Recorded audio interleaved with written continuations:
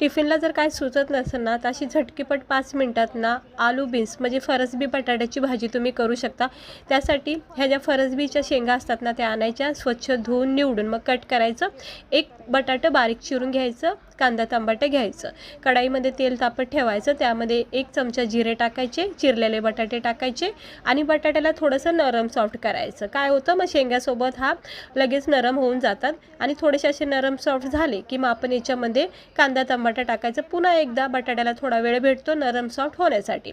मग याच्यामध्ये लाल तिखट, धना पावडर, गरम मसाला, हळद, चवीनुसार मीठ टाकून मिक्स करायचं आणि मग ह्या फरसबीच्या शेंगा टाकायच्या। पुन्हा एकदा मिक्स करायचं, चिमूटभर पाणी टाकून फक्त वाफ द्यायच्या 2-4, 1-5 मिनिटातच ही भाजी चवदार टेस्टी अशी खायला तयार होती।